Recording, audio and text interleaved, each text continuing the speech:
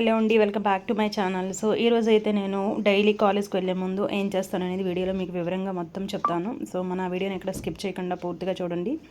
నా వీడియోని please subscribe చేయండి, లైక్ చేయండి, షేర్ చేయండి. సో డైలీ నేను 5:30కి అయితే లేస్తాను. లేచిన తర్వాత మనం మామూలుగా చేసే పని బెడ్షీట్స్ అన్నీ నీట్గా సర్దుకుంటాము. లేచిన వెంటనే నేను లైట్ ఆన్ చేయను. ఎందుకోసం అంటే మా హస్బెండ్కి అండ్ మా అబ్బాయికి కొంచెం డిస్టర్బెన్స్గా ఉంటుంది కదా లైట్ ఆన్ చేస్తే. ఆన్ చేయకుండానే నా మంచం అది నీట్గా నేను సర్దుకుంటాను. సర్దుకున్న తర్వాత ఏం చేయాలనుకుంటున్నామో ఫ్రిడ్జ్లో అవన్నీ తీసి బయట పెట్టుకుంటాను. కొంచెం కూలింగ్ పోతే తొందరగా కుక్ అవుతాయి కాబట్టి. సో ఏం చేద్దామని తీసాను. ముందు రోజు మటన్ పెట్టాను అనమాట ఫ్రిడ్జ్లో. సో దాన్ని కుక్ చేద్దామని బయటికి తీసాను.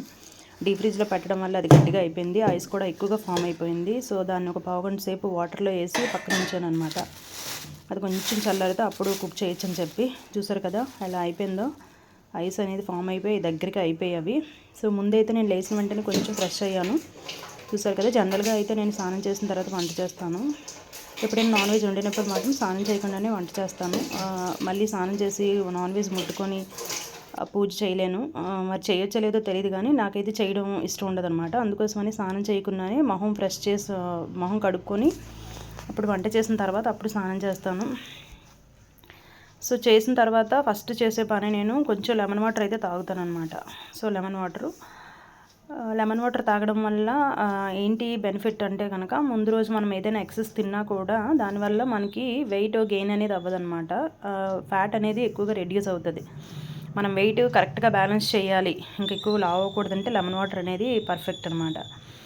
సో మటన్లో కొంచెం వాటర్ వేసి నేను ఇంకా పక్కన పెట్టాను. ఎందుకోసం అంటే జనరల్గా మటన్ మనం ఫ్రిడ్జ్లో పెడితే కనుక ఆ ఫ్రెష్నెస్ ఉన్న టేస్ట్ అయితే రాదు ఏదైనా కూడా. సో మటన్ కోసం ఎక్కువ ఆనియన్స్ కట్ చేసి ఇంకా ఆనియన్స్ అనేవి నేను ప్రిపేర్ చేశాను. ఇంకా మా బాబు మటన్ వండుతున్నా కదమ్మా ఇంకా చపాతీలు చెయ్యని చెప్తే కనుక ఆడి కోసం చపాతీలు వేరేగా, ఆడనే కాదు మా అందరికీ చపాతీలు ప్రిపేర్ చేయడానికి కోసం పిండి కలిపి ఇంకా పక్కన పెట్టాను. పెట్టిన తర్వాత ఇంకా పెరుగు తోడు పెట్టుకుంటాం కదా, సో దాంట్లో ఉన్న మిగడంతా కూడా నేను పక్కకి సాగ్రిగేట్ చేసి వంట అయితే స్టార్ట్ చేశాను అనమాట. చూసారు కదా, మటన్ అయితే పైన పెట్టాను పొయ్యి మీద. కొంచెం బాగా కుక్ అవుతుంది. మటన్ బాగా ఫ్రై అయితేనే మనకి టేస్ట్ వస్తుంది. బాగా ఫ్రై అయిన తర్వాత మాత్రమే వాటర్ వేసుకుంటాం అనమాట. మాది 4 బర్నర్ స్టవ్. చూసారు కదా, 1 2 3 4 అనమాట. 4 బర్నర్ స్టవ్ మాది. వర్కింగ్ ఉమెన్స్కి తొందరగా వంట అయిపోయి వెళ్ళాలి అంటే ఖచ్చితంగా 4 బర్నర్ స్టవ్ అనేది ఉండాలి. సో తర్వాత నేను ప్రిపేర్ అయిపోయి మొత్తం వంట అయ్యాక ఇంక చపాతీ కూడా చేసేసాను. చిన్న చపాతీలు మనిషికి ఒక 4 లెక్క అనమాట. చపాతీ బాగా చేసేసిన తర్వాత ఇంకా మొత్తం స్నానం అది చేసి ఫ్రెష్ అయిపోయి ఇంకా పూజ చేద్దామని చెప్పి పైకి స్టెప్స్ పైకి ఎక్కి పైకి వెళ్ళాను పువ్వులు కోద్దామని చెప్పి. పైన అయితే చిన్న గార్డెన్ లాగా ఉంది. నాకు కొంచెం మొక్కలంటే ఇష్టం. కుండీలో కొన్ని మొక్కలు అయితే వేసుకున్నాను, మాటికి కిందకి దిగలేం కదా అని చెప్పి. రోజ్ ప్లాంట్ 3 పువ్వులు అనేది వచ్చింది. అలాగే కనకాంబరాల చెట్టు, అలాగే తులసి కూడా. తులసి ఒక కుండీలో పెంచుకుంటున్నాను నేను.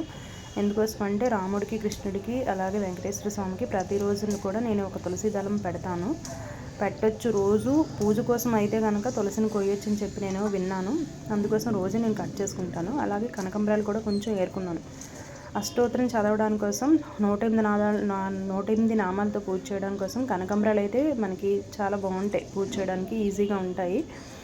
అందుకోసం కొన్ని అయితే కనకాంబరాలు అయితే నేను కోసుకున్నాను అనమాట. చూడండి ఒకసారి.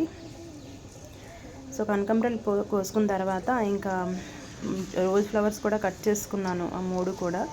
రోజ్ ఫ్లవర్స్ ఏంటంటే అవి బ్లూమింగ్ అయ్యి 4 to 5 డేసే అవుతున్నాయి. ఇంకా ఈరోజు కట్ చేయకపోతే మొత్తం రెక్కలన్నీ కూడా ఇంకా బయట పడిపోతాయి అనమాట. ఇంకా ఆ సిచ్యువేషన్లో ఉన్నాయి. అందుకని ఇంకా రోజ్ ఫ్లవర్స్ కట్ చేస్తాను. రోజ్ ఫ్లవర్స్ జనరల్గా 4 to 5 డేస్ చెట్టుకు ఉంటాయి. ఆ తర్వాత మనం ఉంచితే కనుక రెక్కలు రాలిపోతాయి. అందుకోసం నేను ఫ్లవర్స్ అయితే కట్ చేసుకున్నాను. ఇది నార్మల్ దేశవాళీ గులాబీ. సో ఎక్కువగా బ్లూమింగ్ అవుతుంది అనమాట. మొగ్గలు కానీ పువ్వులు కానీ ఎక్కువ మనకి బ్లూమింగ్ అవుతాయి. ఇది మన హైబ్రిడ్ ప్లాంట్తో కంపేర్ చేసుకుంటే ఇది ఎక్కువగా బ్లూమింగ్ వస్తుంది అనమాట. కాకపోతే దీనికి ఎక్కువగా ఎరువులు అవి మనం వేయాలి. నేను మీకు నా షార్ట్స్లో మీకు చూపించాను ఎక్కువ మొగ్గలు రావాలంటే ఏం చేయాలనేది. సో అలాగే ఇక్కడ మొరం చూసారు కదా, మొరం కూడా నేను రోజు లక్ష్మీదేవికి, లలితాదేవికి పెడతాను. ఎందుకంటే అమ్మవారికి మొరం అంటే చాలా ఇష్టం కాబట్టి. సో అది కూడా నేను కట్ చేసుకుంటాను. ఇవి ఈరోజు మా చిన్న గార్డెన్లో ఉన్న పువ్వులు అనమాట. ఒక 3 మందార పువ్వులు, గులాబీ పువ్వులు, కొన్ని కనకాంబరాలు, కొంచెం మరం, అలాగే తులసి దళం అనమాట. మందార చెట్టు కూడా ఉంది. ఈరోజైతే బ్లూమింగ్ ఏమీ లేవు, అందుకోసం అవి కట్ చేయలేదు.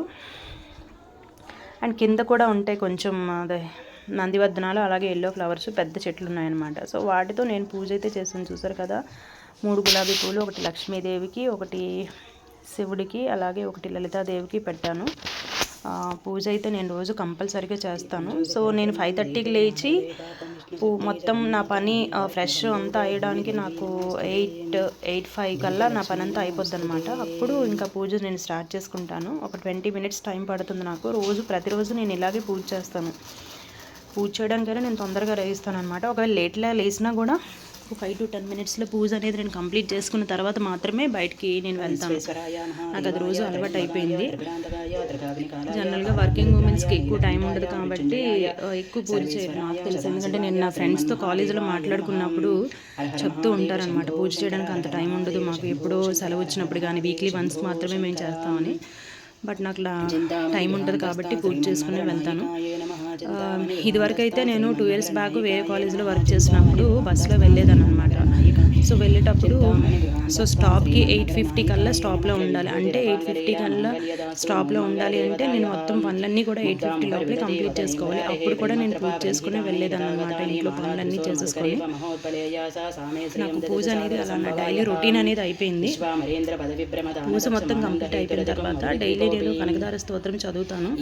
ఇలా చేతులు సాపి కనకదార స్తోత్రం, లక్ష్మీదేవిని మనము ప్రార్థిస్తూ మనం పూజ చేసుకుంటాం అనమాట. కనకదార స్తోత్రం చేస్తే కనుక ఫైనాన్షియల్గా మనకి ఇంట్లో గ్రోత్ ఉంటుంది. మీరు కూడా ట్రై చేయండి. మార్నింగ్ ఈవినింగ్ 2 పూట్ల నేను కనకదార స్తోత్రం అయితే చదువుతాను. 2 చేతులు ఇలాగా జోడించి కోరుకోవచ్చు అనమాట. తప్పులు లేకుండా చదువుకోవాలి. ఇంకా కనకదార స్తోత్రం చదవకూడదు. మార్నింగ్ మాత్రమే చదివి ఈవినింగ్ చదవను అనమాట. కనకదార స్తోత్రం అయితే ఇంకా రోజు చదువుకుంటాను నేను. నాకు డైలీ పార్ట్ అయిపోయింది అనమాట. మీరు కూడా ఒకసారి ట్రై చేయండి కనకదార స్తోత్రం. ఇది ఇలా నేను డైలీ పూజ అనేది కంప్లీట్ చేసుకుంటాను. సో నాకు జనరల్గా ఈ పూజ అంతా కంప్లీట్ అవ్వడానికి ఎంత పడుతుంది, ఒక్కొక్కసారి 8:30 కూడా అయిపోద్ది అనమాట. 8:30 అయిపోద్ది. నేను కాలేజ్కి రీచ్ అవ్వడం కోసం నాకు ఒక ½ an hour అయితే కావాలి. ఫాస్ట్గా వెళ్తే కనుక ఒక 20 minutes కూడా 8:30 అయిపోతుంది నా పూజ అంతా కంప్లీట్ అయ్యేటప్పటికి. ఇంకా నాకు హార్డ్లీ 2 or 3 minutes మాత్రమే ఉంటుంది టిఫిన్ చేయడానికి కోసం రెడీ అయ్యి ఇంకా కిందకి వెళ్ళి బండి తీయడానికి అన్నీ అనమాట. సో దానికోసం నేను ప్రిపేర్ అవుతున్నాను. అండ్ నాకు హెయిర్ చాలా చిన్నది కాబట్టి జస్ట్ ఒక 30 secondsలోనే నేను ఇంకా జడ అయితే వేసుకోగలను. చాలా చిన్నది కాబట్టి ఒక చిన్న పఫ్, అలాగే చిన్నగా ఒక బనానా క్లిప్ పెట్టుకుంటే రెడీ అయిపోతాను నేను జనరల్గా కాలేజ్కి వెళ్ళేటప్పుడు ఎక్కువగా శారీసే ప్రిఫర్ చేస్తాను. సో ఎందుకోసం అంటే టీచింగ్ ఫీల్డ్లో ఉన్న వాళ్ళకి శారీస్ అనేవి చాలా కంఫర్టబుల్గా ఉంటాయి. ఎందుకోసం అంటే మాకు డయాస్ ఉంటుంది కదా, డయాస్ ఎక్కి మన క్లాస్ చెప్పేటప్పుడు ఆ ఫ్యాన్ గాలికి డ్రెస్ చున్నీ ఎగిరిపోతూ ఉంటుంది, మాటికి సర్దుకోవడానికి చిరాగ్గా ఉంటుంది. కాబట్టి సారీ అయితే మనం చెప్పినట్టు వింటుంది అనమాట. ఇంకా దాన్ని మనం టచ్ చేయాల్సిన అవసరం లేదు. నేను ఇదైతే నోటీస్ చేసి ఇంకా ఎక్కువగా కూడా నేను సారీసే ప్రిఫర్ చేస్తాను కాలేజ్కి వెళ్ళడానికి మాత్రం. ఎప్పుడైనా క్లాస్ వర్క్ లేదు అంటే కనుక, లైక్ సాటర్డేస్ మాకు ఎప్పుడు కూడా వీకెండ్లో ఎప్పుడు క్లాస్ వర్క్ ఉండదు, కాలేజ్ వర్క్స్ అయితే మాత్రం ఉంటాయి, అవి నేను చేసుకుంటాను. కాలేజ్ వర్క్స్ ఉన్నప్పుడు మాత్రం చుడీదార్ వేసుకుంటాము. నార్మల్గా అయితే ఎక్కువగా నేను సారీసే ప్రిఫర్ చేసుకుంటాను అనమాట. సో ఇంకా సారీస్ కొంచెం కంఫర్ట్గా ఉంటాయి కాబట్టి ఇదైతే నా బెస్ట్ సజెషన్. ఇంకా రెడీ అవుతున్నాను. నేనేమి ఎక్కువగా మేకప్ అయితే వేసుకోను అనమాట. జస్ట్ ఒక చిన్న మాయిశ్చరైజింగ్, లైట్గా కొంచెం పౌడర్ రాసుకుంటాను అంతే.